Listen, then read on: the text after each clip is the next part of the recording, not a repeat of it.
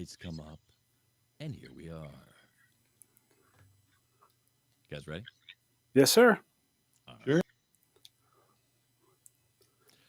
This week on the Media Virus Podcast, when your flight plan includes a swan dive and a sky-high free fall, that's the ultimate I quit move. The price was right, but the brakes were wrong. Game show model parks like she's playing Grand Theft Auto. Volkswagen Jetta or WWE Arena when road rage meets geriatric smackdown. Shut up and sit down. It's the Media Virus Podcast.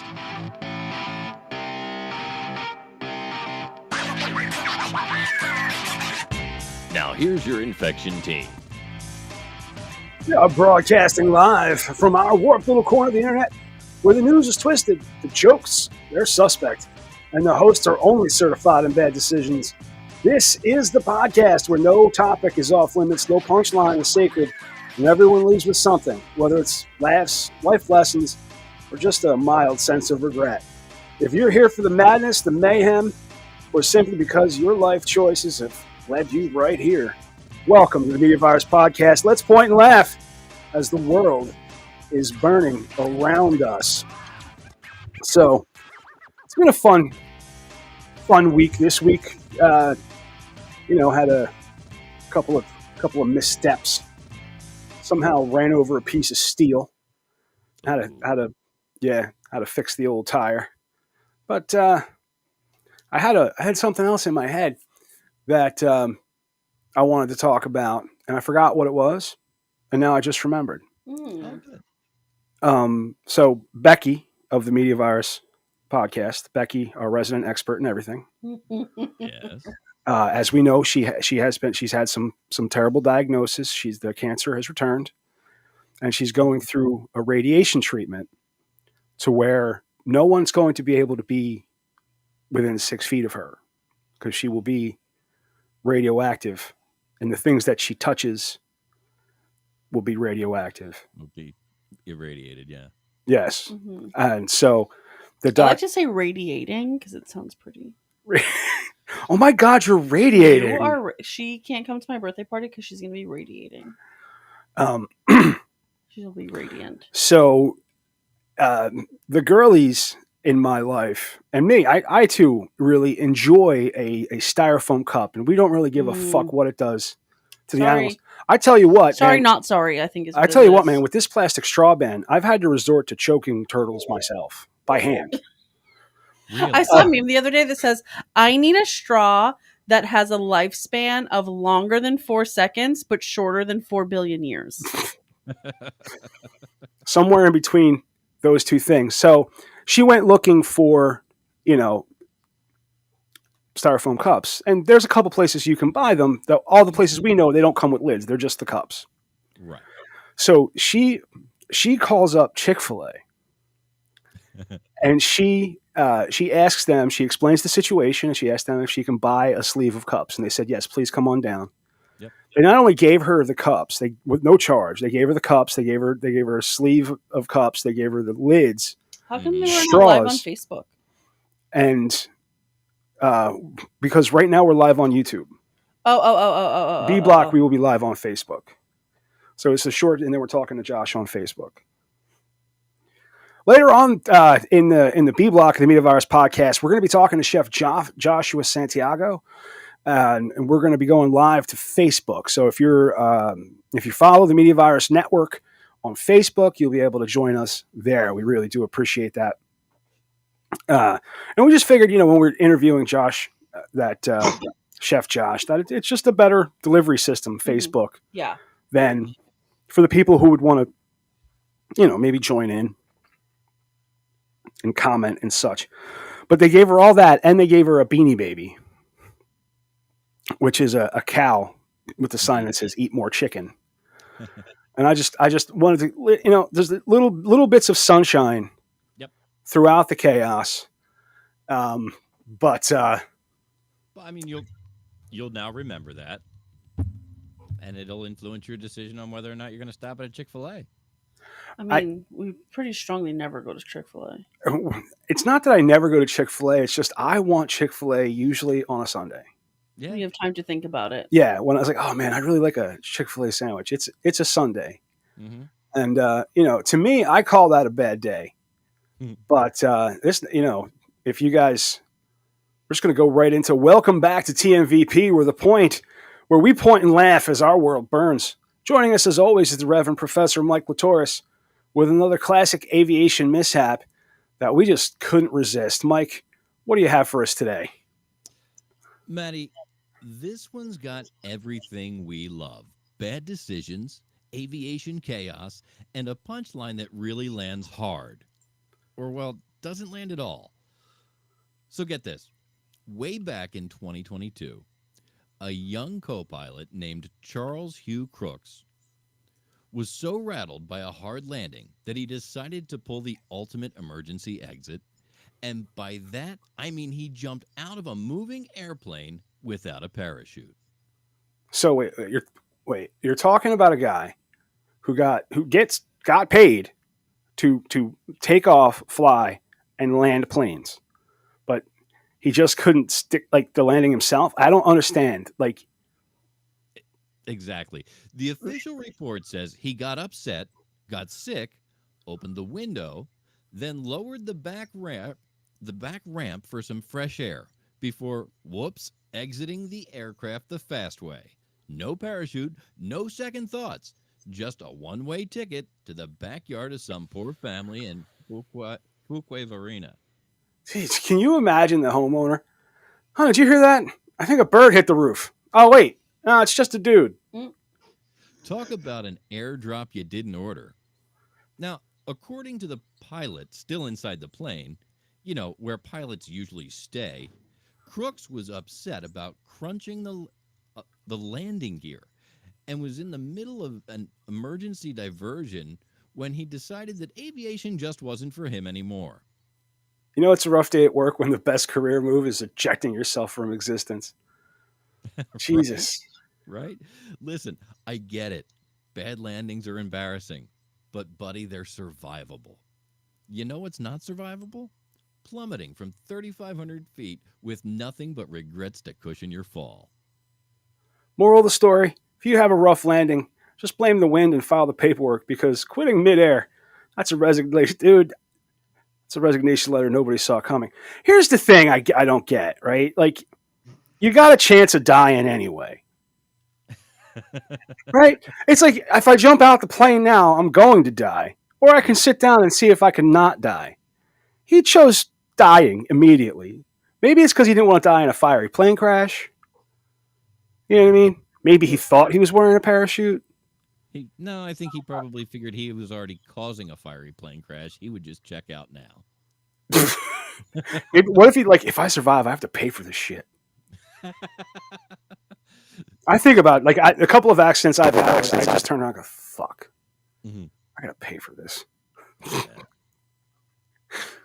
Why didn't I die? I'm still a little confused. The story confused the shit out of me. What confused you, Pete? The guy jumped out of a fucking plane for no reason. That part I got, but when he jumped out, when did he jump out of the plane? So you're saying he landed? They tried to land. It was a heavy landing. He tried to land. They had to pull back up and reapproach. Oh. And while doing the reapproach is when he jumped out. But they figured out he fucked up the gear.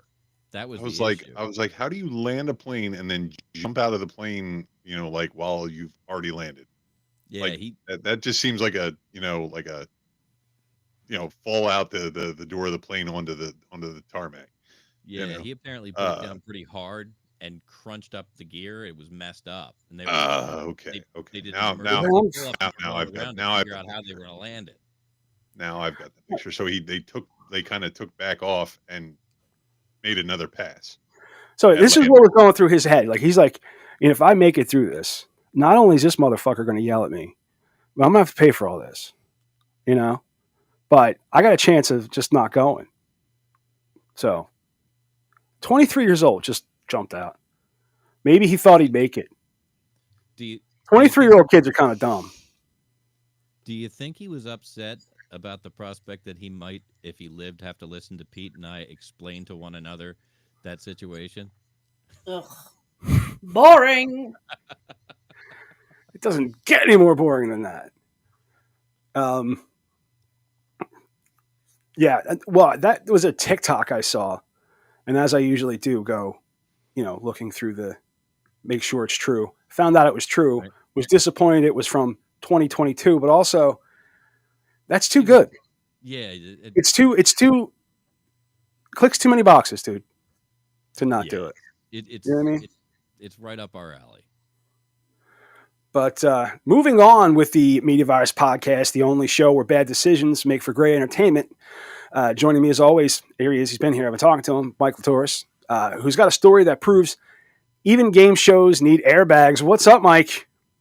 Matty, if you ever wondered what happens when The Price is Right meets NASCAR, buckle up, because this one's got more impact than your last tax return. So picture this: a contestant, a brand new Ford Mustang, and longtime show model Rachel Reynolds, whose job was simple: drive the car onto the stage, park it, look pretty. But instead of a smooth ride, she gave the audience a live-action crash test demonstration, ramming the prize right into the studio wall. Damn, see, she turned the showcase into a showdown of demolition derby. You bet. Oh, hang on. I got to change the graphic. There. You bet. The Nope, wrong one. Mustang came in hot, like it was gunning for a spot in Fast and Furious, Game Show Edition. Unfortunately, the wall didn't have a price tag, so we're not sure if she guessed too high or too low before she totaled it. I'm sorry. That's the wrong one. I know. And I couldn't. Fuck. I'm getting pissed off at this. I didn't make that mistake. I did not make that mistake. I don't care. Okay. I didn't do that. Anyway, what was my line? So, was the contestant supposed to win a Mustang or a Mustang-shaped pile of regret? Oh, don't worry. Drew Carey swooped in with his best game show dad energy and reassured the contestant that he'd still get a brand new car. No, you get a new one. It's not that one. Meanwhile, Rachel Reynolds stood there. That'll buff like out. Just ran over Bob Barker's ghost. And now I have to interject here. What? Game show dad energy. I tell you what, look, here's the thing. Okay. The first two stories, I was so needed very little editing. No. When the set, I don't think it's a bad line. It just hurts my feelings. Game show dad energy from Drew Carey. Wait, because Drew Carey's old as shit now. Have you watched The Price is Right recently? We watched it on Sunday, actually. I watched it just yesterday at the pizza joint that I went to for lunch. And what is going on with Drew Carey? He's dressing like it's giving Pee Wee Herman meets, I don't know. Quirky feminine fashion is in right now. No, it's not even quirky feminine. He's like I said, it was getting like Pee Wee Herman meets like George Burns. I was like, what? Who approved this? Who looked at this and said, oh yeah, this is a good look for you. It's whoever reached out and said, you know what? We'll provide suits for him all season if you put our name and logo in the credits. Yeah, is the logo Goodwill, or the local I don't understand. I don't understand it. Well, I tell you what, Drew earned his paycheck that day. Oh fuck.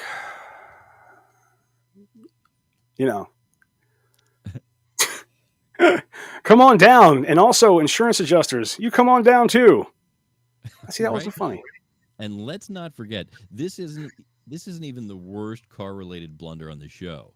Remember when another model accidentally gave away a car just by revealing the right answer too early? Dude, if I worked there, I'd start guessing wrong on purpose. Oh no, I totally lost. I guess I'll take my free car and go. Honestly, between wrecking cars and just handing them out, the Price is Right might be the best dealership in America. No credit check, just pure dumb luck and occasional vehicular manslaughter. Final lesson, folks, whether you're winning a car or wrecking one, make sure you know where the brakes are. That's your TMVP safety tip of the day. And if you ever see Rachel Reynolds behind the wheel again, duck and cover. We'll be back right after this. I haven't watched The Price is Right in I don't know how long. I know you said we watched it on Sunday. I don't recall that. It wasn't Drew Carey Price is Right, though. It was Oh, no, we were, very young Bob Barker. Yeah, we were watching it very young. You were watching some ancient episodes. I was, Yeah, Roku TV. The Roku TV has that live, and they'll just play, Mm-hmm. you know. The Bob Barker era was just amazing. Like, I love Bob Barker. Everybody loved Bob Barker. You know?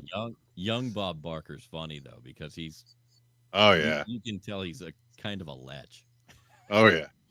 It was, they were talking to the women who present on that show, Mm-hmm. Vanna White and them, but I don't think she was there. No. The spokesmodels were that Vanna White was Wheel of Jeopardy? Fortune.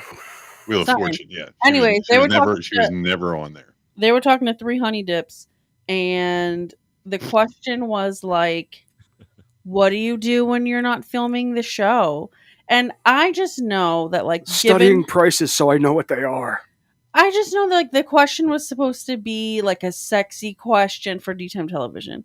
Sexy daytime television, like, oh, I do this and I hang up in the pool and one Diddle myself. Right. And this bitch was like, oh, I'm working on my house, I'm redoing my cabinets, blah blah blah blah blah. I'm gonna get my house done by the end of the year. And then one said, oh, playing with my puppy and like working out or something. And then the other one said something else that was like very not sexy. And I was like, fucking thank God. I'm glad The Price is Right doesn't turn you on, babe. That was part of their job, though, back then, because it was housewives they were watching. And they wanted them to identify with them. And, so they had to be regular, too, doing regular people shit. Oh, I just hope that they just were regular and they weren't. I'm going to take this in the direction that nobody wants to. Oh, good. Okay, Mike, Matty, be honest. When you were, I don't know, 15, 16, daytime TV, and you turned on the game shows, what were you watching? What were you looking for? I was watching the games. No, you weren't. You were. You were watching the spokesmodels. I mean, they were there. Yeah, they were hot enough. Like they were a part of the show. I had, but I enjoyed there was games. You didn't like it when they walked up and spun that big fucking wheel and shit, or played Plunko, or displayed a new vacuum cleaner. Well, maybe some of the contestants. Dude, and people trying to guess how much it costs. It's the fucking greatest. Without you could totally have that show without tits. It was totally, for me. It was totally like, hey, what are the spokesmodels wearing today? Well, not everybody's a Horn McHornerman. I was. Come on, we were in the prime like horny McHornerson age. Oh, 15 to 16. Come on. Bob Barker had the coolest microphone in the world. That long stick. The wire. But I always wanted to be. Yeah, whose bright idea was that? I always wanted to be Roddy, the big fat guy in the sequin jacket in the back. Yeah, the announcer. I know that. Oh, yeah. No, no. I picture you as a 12-year-old smoking cigarettes and drinking whiskey to get your voice that way. You're like, I'm not deep enough yet. And now it's on your show. That's right. You're welcome. But yeah, I was a Roddy fan. I was a Rowdy Roddy Piper fan. If you said that name and the game was who is Roddy from, my first guess would have been wrestling. That's Rowdy Roddy Piper. In my head, I would have thought, Well, he didn't say Rowdy Roddy Piper, but it does sound like a wrestling name. It does kind of sound like he's a wrestler. Mm-hmm. I loved wrestling. I enjoy wrestling. I would like to watch it now, but I'm too cool. Yeah. I don't know. I enjoy wrestling. It's all the talk shit and the shit talking that I get. I don't care. Yeah. Beat each other up. Do fights. I want to see blood. Get a chainsaw. I don't care. Come on. But I'm the exact opposite. Give me the drama. Why are we fighting? Okay. Also, remember when Triple H and Stephanie, there was rumors that they were married in real life, but they weren't. They didn't talk to each other on the show, and I was like, "Oh, say word." And then China and Triple H. I remember all of this too. China and Triple H, they were from New Hampshire, so people would see them at the mall, they'd be at the Pheasant Lane Mall, just mauling regular New Hampshire people, and I was like, "Oh my god, they shop in the mall." Hunter Hearst Helmsley. Yeah, and China would be there, and then I was like, "Wait, but if Triple H is really with Stephanie, then why is he in public with China?" China. Are we talking about the Grammys on this show or no? Well, we will talk about the Grammys, but the wrestling talk was my transition into the next story here on the TMVP, where we celebrate humanity's worst decisions, one news story at a time. And speaking of bad decisions, let's bring back Mike Litoris, who's got a tale about road rage, reckless driving, and an impromptu wrestling match. Mike, what is the deal? Well, Matty, let me tell you, Delaware drivers are out here making NASCAR look like a Sunday drive to church. We've got 25-year-old Zoe Hickman. Here she is. Oh my god, we can put her name out there? I can put her picture out there. Yep. No, maybe. That's real? That's not real, no. 24-year-old Zoe Hickman, who turned a Volkswagen Jetta into a weapon of mass stupidity after a road rage incident in Dover. And Matty, the real kicker, the other person involved was a 73-year-old woman. That's right. This lady threw hands with someone who probably still writes checks at the grocery store. Now, first of all, fuck you, because I write checks. I haven't in a while. But you're telling me a grown woman got into a full-blown altercation with someone's grandma. 25 is not a grown Oh, yeah. 24 is a grown woman. You're legal age at 18. You're a grown-ass person at 18. You might not be. Anyways. You're a full majority age at 21. But anyway. True. Picture this. Hickman and the elderly victim start shouting at each other from their cars, like it's an episode of The Real Housewives of Delaware. The next thing you know, they both step out, because nothing settles a highway dispute like a good old-fashioned street brawl. But here's where it gets even dumber. Hickman forgot to put her Jetta in park. The car starts rolling. And Granny, yes, the 73-year-old jumps into the moving vehicle to stop it. And what does Hickman do? She grabs Grandma and body slams her to the pavement. Dude, this is like Fast and Furious meets WrestleMania. Grandma went from passenger to pit crew real quick. Exactly. And here's the cherry on top. Turns out Hickman's license was already suspended, because of course it was. So not only did she channel her inner WWE star, but she also wasn't even supposed to be driving in the first place. Man, if your license is suspended, maybe don't go picking fights on the highway. And maybe, just maybe, we don't body slam senior citizens. Perhaps. Yeah. You know? I'd say it's a solid life tip. They at least she got released on $10,100 unsecured bond, which means she's free to terrorize more unsuspecting retirees at the next red light. So she has to go back. How does a bond work? You have to still go back for your court date, right? But she had to engage a bail bondsman to furnish a bond. So she to pay for her to get out of jail. Right. So she would probably have to pay 10 or 20% of that to the bondsman up front. And then he posts the bond. Does anyone have mutual friends with this girl? Did we check? Everybody, look up this chick's name. And what was her name? Zoe. Zoe something. But dude, if you see a Volkswagen Jetta in your rear view, man, call for backup. You're gonna need some help. That's a smart Purple. move. And for every I will house squad that- deep on this bitch. Stay safe, stay sane. And if a road rage fight breaks out, maybe just roll up your windows and enjoy the show from a safe distance. Yeah, Matt. He's talking to you. We'll be back right after this. Don't go anywhere, folks. And remember, if you're in if you're in Delaware, drive defensively. But look, guys.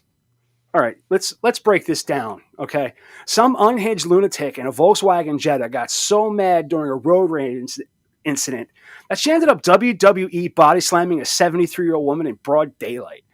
And I got to say this. This is just another sign that we are on a rapid, grease-covered slip and slide straight to the end of civilization as we know it. Because think about it. Okay, if we're at a point where people are willing to throw hands with someone who probably still has a landline and a JCPenney credit card, where do we go from here? Today it's body slamming grandma at a stoplight. Tomorrow it's full-blown demolition derbies in the Publix parking lots because someone took too long to back out. And don't get me started on the fact that this woman was driving on a suspended license. You know what that means? That means this ain't her first rodeo. She's been out there racking up violations like she's collecting monopoly properties. And now she's upgrading to aggravated assault on the elderly. What's next? Carjacking Meals on Wheels? Jacking up mobility scooters for street cred? Holding up bingo night at gunpoint because B12 never got called? This is the natural progression, people. Society is crumbling. Soon the DMV is going to start issuing licenses with a built-in psyche valve. Road signs will be written in emojis because nobody reads anymore, and self-driving cars will refuse to operate unless you pass a basic anger management test. And the worst part, if we let this slide, the next thing you know, we'll be living in a Mad Max-style hellscape where grandmothers have to wear body armor just to get through a four-way stop. So to everyone out there listening, stay safe, stay sane, and for the love of all that is holy, if you get cut off in traffic, just take a deep breath and let it go. Because the moment you start suplexing seniors in the middle of the highway, we're officially doomed. Well, damn, Matty. I was just going to say she needs therapy, but sure, let's go straight to the fall of Rome level panic. Dude, I don't make the rules.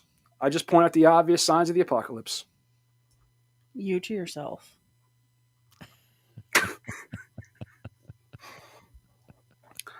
Hey, listen. Look at this girl. Look, where does she go? I seen her. She is you would consider her a delicate little flower. You would look at her and not think anything at all, and yet she's willing to. I would think that she probably. You think she pills or something? You think she sells pills? Yeah, and she probably is married to somebody who's like in she looks service, but she's dating somebody else. Wow, you have a very low opinion of this. Well, she did fist fight a senior citizen, but I like how the lady in the picture, her head seemed and one arm seemed to be passing directly through automotive glass. Yeah, well, Mike. Coming up, we're going to be going to the Facebook Live to talk to Chef Josh. Yeah, I was checking the other studio to see if he popped in yet. He hasn't. Okay. But let me hit him up. Let's go ahead and wrap this up, Mike. I think we've nailed it. All right, ladies and gentlemen, just a reminder that this and every Media Virus podcast is brought to you by 302-46-VOICE. If you want my voice on your project, dial 302-46-VOICE. Check our friends out at American Sports Reports. It's mysportsreports.com. I think they're on all the socials. And remember our sister show on the network, Stepmoms Without Children. That's Ricky's little baby over there. She's got 3 seasons out there for you to listen to, and we're hoping to get another one out of her. Again, this is... I'm still trying to push it. The Media Virus Podcast, episode 221. This is the A block, and we'll be back right after this. Ladies and gentlemen, Nina said she looks exactly like what she did.